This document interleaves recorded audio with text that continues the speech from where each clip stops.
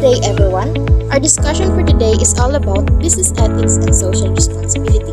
But for that, let's have a game first. So, the title of the game is Guess the Word. Here are the mechanics of the game. Now, are you ready? What's the word that links these four pictures together? I will give you 10 seconds to guess the word.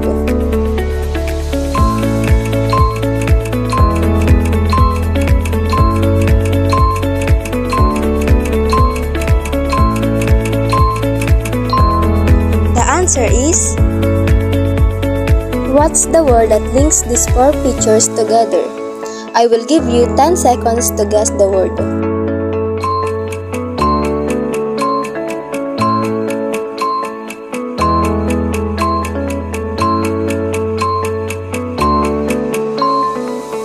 The answer is...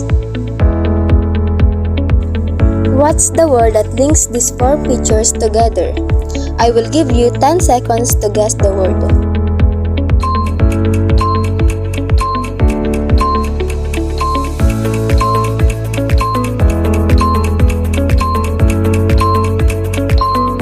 The answer is... What's the word that links these four pictures together? I will give you 10 seconds to guess the word.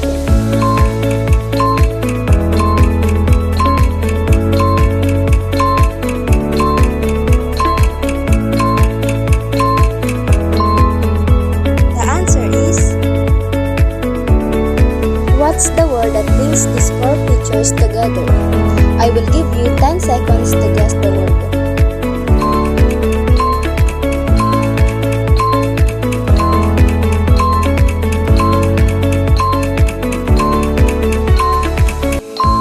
The answer is...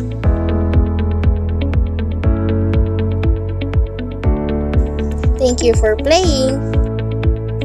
So, let's proceed to our lesson entitled Responsibilities and Accountabilities of Entrepreneurs. But before that, ano nga ba ang pagkakaiba ng responsibilities and accountabilities? Kapag sinabi nating responsibilities, it refers to an obligation to perform certain functions in order to achieve certain results. In short, ito yung gampanin na dapat nating gawin. Halimbawa, ang mga teacher, responsibility nila na turuan ang mga estudyante.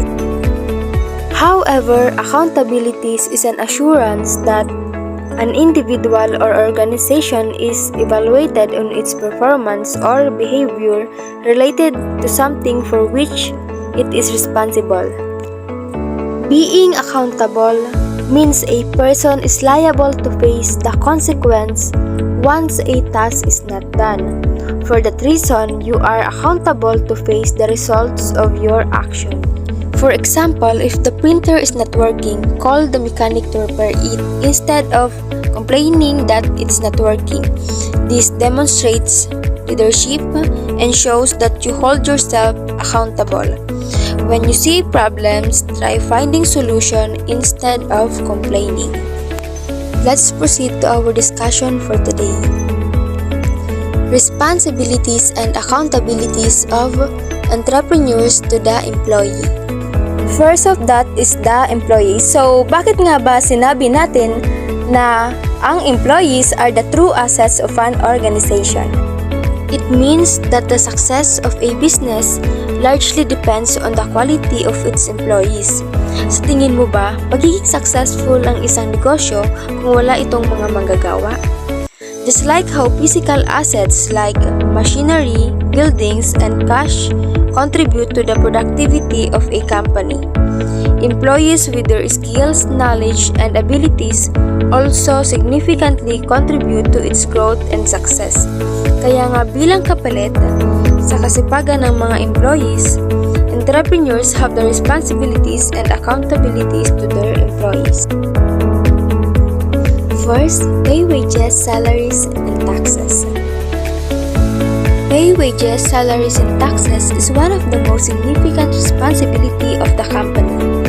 Dapat magkaroon ng isang company ng mga compensation na nakakaakit upang makapagdala ng mas maraming magagaling na employee. In return, responsibility ng mga negosyante na bayaran ang kanilang mga employees ng hindi bababa sa minimum na oras na sahod sa kanilang lugar. Dapat ang pagpapasahod ay laging nasa tamang oras at walang delay. Ito ay nagbibigay ng motivation sa kanila para lalo pang paghusayan sa kanilang trabaho. Second is assignment of right jobs. Ang pag-assign ng tamang trabaho sa mga employee ay isang mahalagang hakbang upang mapabuti ang kahusayan sa trabaho. Dito dapat isaalang-alang ang technical and educational background of the employees para malaman kung saang trabaho ba sila magaling at naaayon sa kanilang mga kasanayan at kakayahan. In short, responsibility ng entrepreneur na i-assign ang kanyang employees sa trabahong may kakayahan at kaalaman na sila. Next is create and maintain an ergonomic workplace. Entrepreneurs must also make employees aware of areas in their business that have a high risk for injury and train their employees in safety procedures to minimize the risk of injury. In short, responsibility ng entrepreneur na ipaalam sa kanilang mga employee ang mga lugar na maaaring mag-cause ng accident. Maaari din silang maglagay ng mga signage o babala para aware ang mga employee sa mga hazards in that workplace. Next is facilitate employees compensation insurance. Dito, responsibility ng entrepreneur na tiyakin na ang kanilang mga employee ay may sapat na proteksyon habang nasa trabaho. Halimbawa, may isang empleyado na naaksidente habang nagtatrabaho. Siyempre, bilang entrepreneur, responsibilidad mong akuin ang mga nangyari sa iyong empleyado. Nararapat lamang na makakuha ng compensation insurance ang mga employee sapagkat obligation ng mga employer na pangalagaan ang kanilang mga empleyado. Next, support career development. Career development is providing support and encouragement for employees to enhance their skills and capabilities as an employee. Example nito ay mga training at workshop and also mentoring. Maaaring magkaroon ang isang company ng programs or activity to support career development of the employee. Sa tulong nito, mai-improve palalo ang mga skills ng mga empleyado sa kanilang trabaho. Next, train and educate employees. Train and educate employees involve providing instruction, knowledge, and skills to enhance their performance and capabilities within a specific organization or industry na makakatulong sa pagiging successful ng isang business. 7. Enforce anti-discrimination law. Ang pagsasagawa ng anti-discrimination law ay ang responsibilidad ng kumpanya na tiyakin na walang mangyayaring discrimination sa kanilang mga employee.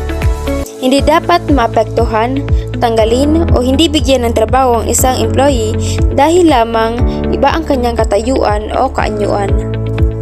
Sa madaling salita, ito ay naglalayong protektahan ang mga employee laban sa anumang uri ng discrimination sa trabaho based on their gender, age, religion, and other personal characteristics. Ito ay nagbibigay ng karapatan sa mga employee upang tratuhin ng patas at may paggalang. Next, respect human rights. Isa pa sa responsibility ng entrepreneur is to respect human rights. Ito ay nangangahulugan ng pagbibigay ng pantay na pagtrato, paggalang at proteksyon sa karapatan ng bawat employee sa kanilang trabaho. Number 9. Give rewards and benefits. Siyempre, sino ba naman ang ayaw ng rewards, diba? Ang pagbibigay ng rewards sa employee ay mahalaga upang ma-motivate pa sila sa kanilang trabaho, like bonus, salary, and promotion. At dahil dito, lalo pang mai-inspire ang mga empleyado para paghusayan pa sa kanilang trabaho. The last one is give security of employment. The entrepreneur should provide employment security to the employees of his organization, which will cause the sense of satisfaction among them, and they will work with full interest, dedication, and commitment, and will feel free from the apprehensions of losing a job, and will have the higher degree of faith in the employer. In short, magiging produktibo ang employee kung alam niyang protektado siya at hindi basta-basta mawawala ng trabaho. Ngayon, tapos na tayo sa employee, kaya mag-proceed na tayo sa responsibility and accountability of entrepreneur to the government. In business, the responsibilities of entrepreneurs towards the government, professional institutes, and other business institutions are very essential. The government sets the targets for the balanced and rapid economic development of the country. First of that is the compliance of government rules. Ang pagsunod sa mga patakaran ng pamahalaan ay isang mahalagang responsibilidad ng isang entrepreneur. Dapat nilang sundin ang mga rules and regulation na ipinatutupad ng government sa mga businesses. One of the best example for that is pagkuha ng permit and license mula sa local government para magkaroon ng magandang imahe at reputasyon ang iyong negosyo. Second, payment of taxes.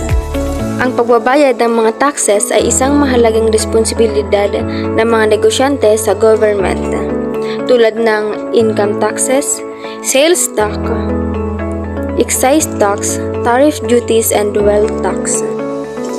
Pero ang kagandahan nito, ang mga taxes na nakukuha ng government ay ginagawang budget para sa pagpapatayo ng mga infrastructure like buildings, roads, school, hospital, etc.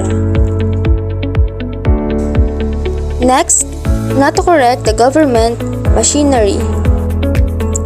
Nangangahulugan na hindi responsibilidad ng mga entrepreneur na ituwid o baguhin ang mga sistema at proseso ng gobyerno. Ang papel ng mga entrepreneur ay sumunod sa mga batas at hindi magpasya o mag-impose ng kanilang sariling pamamaraan sa kung paano dapat patakbuhin ang gobyerno. Next, not to seek political patronage by unfair means. Ibig sabihin, hindi sila dapat magbigay ng hindi tamang tulong sa politiko tuwing eleksyon. For example, hindi dapat nagbibigay ng malaking pera ang mga negosyante para lamang makakuha ng pabor o suporta mula sa mga politiko. Ito ay hindi makatarungang paraan dahil ang pera ay hindi dapat gamitin upang makakuha ng pampulitikang suporta. Ang ganitong gawain ay labag sa mga prinsipyo ng demokrasy at maaaring makaapekto sa integridad ng eleksyon. Last, cooperate with government for economic development. Para dito, dapat magbigay ng cooperation ang mga entrepreneur sa government sa pamamagitan ng tamang paggamit ng mga magagamit na resources ayon sa target ng pamahalaan. Kunwari, ang isang negosyante ay may malaking pabrika ay nagtutugon sa mga programa ng pamahalaan para sa pag-unlad ng sektor ng agrikultura. Ito ay ginagawa nila sa pamamagitan ng pagbibigay ng trabaho sa mga lokal na magsasaka at paggamit ng mga lokal na mga materials for their production. Next, creditors. Sa madaling salita, ito yung mga nagpapautang na pagkakautangan or pinagkakautangan mo.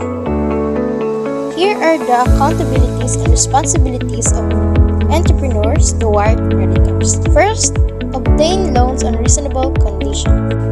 In short, kung ikaw ay mangungutang, kinakailangan mong sundin yung mga condition na kung saan ito ay dapat na reasonable para na din sa creditors at sa negosyo. Next, follow mortgage rule. Ito naman ay kung may nakasanlang ari-arian, dapat sundin ng isang entrepreneur yung mga rules doon sa sanla. For example, kung ikaw ay nagsanla ng iyong bahay, dapat mong sundin yung mga rule ng creditor. Say for example, hindi mo dapat ipagbili o ipaupahan ang iyong bahay habang ito ay nagsanla. The third one is follow business ethics. So whether you are entrepreneur or creditor, parehas kayong kailangan sumunod sa mga business ethics na ito. So alam naman natin kung ano yung mga business ethics sa isang business, diba? So kaya hindi ko na i-discuss pa. Next is proper utilization of debt capital. Sa madaling salita, ito ay tamang paggamit ng perang utang. Say for example, kung ikaw ay nangutang para sa pagpapalaki ng business mo, kailangan mong gamitin yung pera na yon para dun sa business mo, hindi sa kung anong bagay like sa luho, bibili ng mahaling sasakyan or etc. Number 5, regular payment of installment and interest. So dito naman, kung ano yung napag-usapan yung takdang panahon ng paghuhulog o pagbabayad, kinakailangan na makabayad agad sa panahon na iyon dahil kung hindi, lalaki ng lalaki yung interest mo at maaari rin mawala ng tiwala sa iyo yung nagpapalit. Next, let us proceed to suppliers.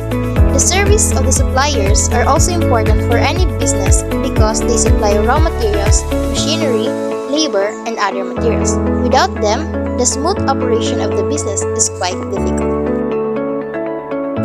Number 1. Pay fair prices of goods at a reasonable time. So you, as an entrepreneur, kinakailangan mo rin bayaran ang mga supplier sa tamang presyo and also magbayad ka rin on time para nang sa ganon, hindi humarap ng financial difficulties yung mga suppliers. Second, inform about change in market. Responsibilidad ng isang entrepreneur na mag-provide ng impormasyon sa kanyang supplier. For example, clothing industry yung business mo. And nagkaroon ng high demand doon sa cotton. So kinakailangan mo agad yung ipagbigay alam sa kanila para nang sa ganun makapag-adjust sila sa kanilang production. Third one, give guarantee of minimum price. The entrepreneur should give the guarantee of minimum prices to the supplier so that they may feel assured about the certainty of the price and may continue to maintain their willpower. Next, provide technical advice. The entrepreneur has the responsibility to provide technical assistance to the suppliers for the production of a new and substitute or replaces supplies and commodities. Number 5. Inform suppliers of future developments. The entrepreneur should provide information about possible future development to the suppliers so that they will be aware of these circumstances, thus develop and become capable of increasing their resources so as to meet the increasing demand in the future.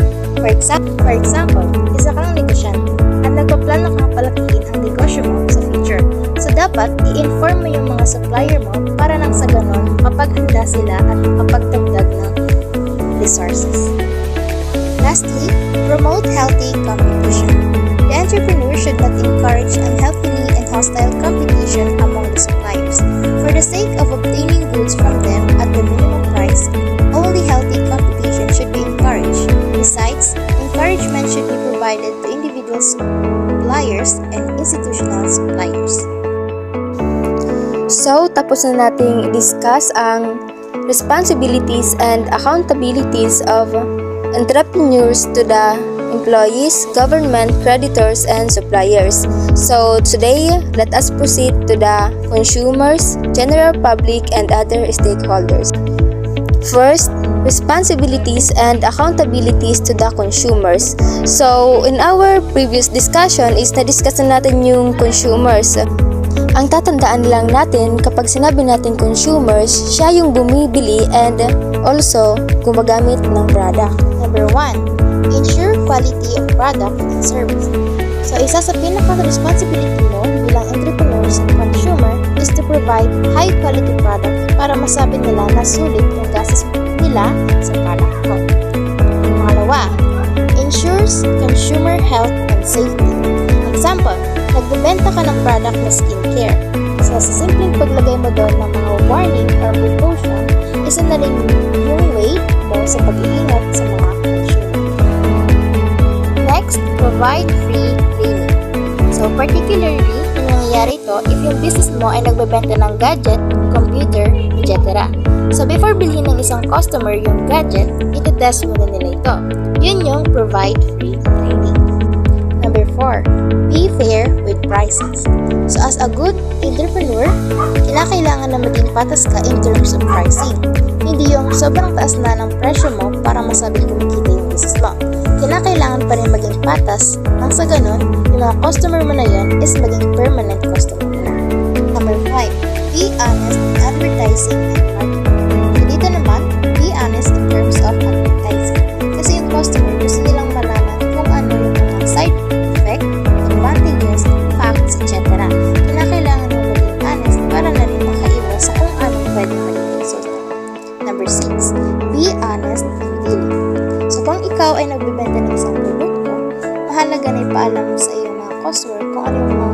kondisyon or kung ano yung kondisyon ng product bago nila ito. So, be honest and real. Hindi mo kailangan magsinungaling in terms of pakikitungo nga para nang sa ganun magstay yung customer mo sa'yo. Number 7. Attend to compliance. Ibig sabihin nito ay pagbibigay agad ng aksyon sa mga inirereklamo ng mga tao. 6. Service even after sales. So, dito na papasok yung 10 years warranty. So, say for example, bumili ka ng appliances which is refrigerator. So, hanggat hindi pa natatapos yung 10 years warranty mo, maaari mo pa itong ibalik if nagkaroon naman ng malfunction doon sa gamit mo. Pwede mo pa itong ibalik at ipaayos sa kanila. Number 9. Respect customers' time. Do not keep your customers waiting. Mahalaga po ang oras ng ating customers. Kung anong oras, lugar ang napagkasunduan nyo, make sure na you arrive there on time or as early as you can. Ikaw yung mag-antay, hindi yung customer mo. Number 10. Treat customers well. So, kung gusto mo ng strong relationship between you and your customer, treat them well. Next is responsibilities and accountabilities to the general public. Number 1. Be fiscally responsible. Ito ay tumutukoy sa maingat na paghawak at paggamit ng pondo ng isang kumpanya. Ito ay nangangahulugan na ang mga executive ng company ay hindi dapat gamitin ang pondo ng kumpanya para sa kanilang sariling interes. Number 2. Consider public input. Kumbaga, ito yung pakikinig sa mga opinion at saloobin kanilang customer. So, sa pamamagitan ng pagtanggap ng feedback mula sa mga customer, maaaring makabuo ng mga solusyon or makabubuti para sa kanilang produkto. So, the last one is community-oriented. Being community-oriented means actively caring for and supporting the local area where the business operates, engaging with residents, and giving back through initiatives that enhance the well-being of the community. Kapag sinabi natin community-oriented, hindi lamang pagkakaroon ng kita ang iniisip ng isang company, kundi nakatuon ito sa pagtulong at pakikipagtulungan sa ating community. Ito ay nangangahulugan na ang company ay hindi lamang kumikilos para sa sariling kapakanan, kundi aktibong nagbibigay suporta at nagsisikap na mapabuti ang kalagayan ng komunidad. In some cases, companies are given breaks on their utilities and taxes in order to entitle them establish a location within the community. The company has a responsibility to give back to the community that supports it with tax breaks and a labor force. When there is a community event, the company should contribute volunteers, money, or something that would support the event. The company should use local suppliers as it can help to support local businesses. So, maraming company naman talaga sa bansa ang tumutulong sa ating community, like mga company na naglalaan ng scholarship programs para sa mga kabataan and pagbibigay ng trabaho sa mga residente ng community. Marami pang iba. Sa ganitong paraan, ang kumpanya ay nagbibigay ng positibong epekto sa komunidad at nagpapakita ng tunay na pagmamalasakit sa kanilang nasa paligid at hindi lamang pansariling kaunlaran. So, let's proceed to the responsibilities and accountabilities to the other stakeholders. First, actively protecting the environment.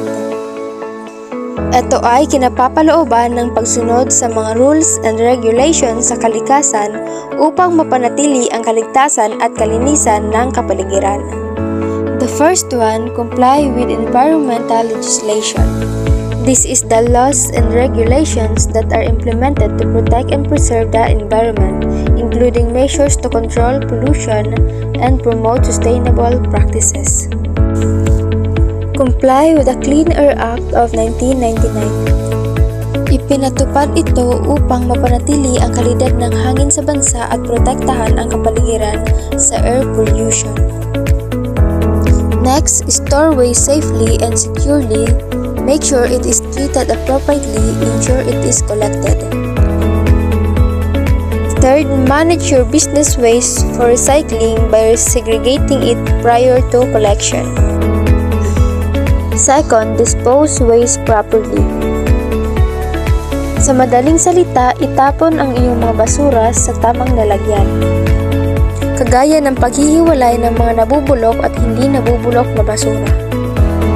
Appropriate steps should be taken to prevent environmental pollution and to preserve ecological balance.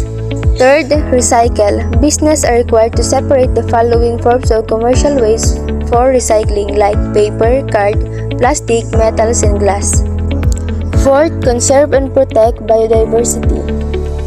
Biodiversity refers to all species of plants and animals, including any genetic variations within those species and the complex ecosystem they live in. Responsibilities ng entrepreneur na pangalagaan at protektahan ang biodiversity, lalo na't marami sa mga companies na ang pinagkukunan ng resources ay galing sa ating kalikasan. Huwag nating hayaan na dahil sa simpleng kapabayaan natin ay magresulta ng pagkasira ng kalikasan, pagkaubos ng mga hayop at pagkawala ng natural na balanse ng kalikasan. Next, prevent and remedy damages to environment.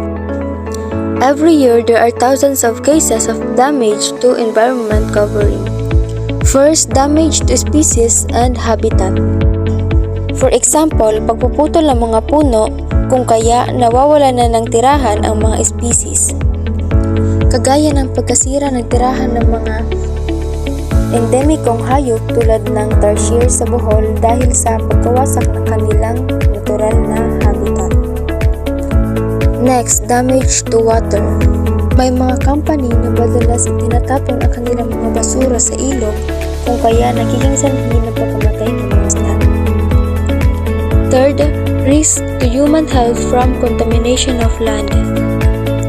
Example, improper disposal of toxic chemicals galing sa mga pabrika which can lead to skin disease and respiratory problems. By addressing these forms of environmental damage and promoting responsible practices, businesses can play a significant role in preserving ecosystems, protecting biodiversity, and safeguarding human health and well-being. 6. Use scarce natural resources sparingly. Scarce natural resources should be used very carefully as these are depleting at a very fast rate. By using scarce natural resources carefully, businesses can contribute to conservation efforts and sustainable practices to ensure the longevity of these resources for future generations. Last, operating with an ethical supply chain. Operating with an ethical supply chain involves ensuring that the sourcing of materials and production processes align with ethical standards and sustainability practices. Kung kukuha man ng mga materials ang mga businesses sa kalikasan, siguraduhin nasusunod ang ethical supply chain. Like, pag nagputol ka ng puno, kailangan mo itong palitan para hindi makalbo ang ating kagubatan. Kagaya ng isang kilalang outdoor clothing company na kilala sa kanilang commitment sa sustainability at social responsibility. Ang Patagonia ay nagtataguyod ng ethical supply chain sa pamamagitan ng paggamit ng organic cotton, recycled materials at pagtitiyak na ang kanilang mga supplier ay sumusunod sa fair labor practices.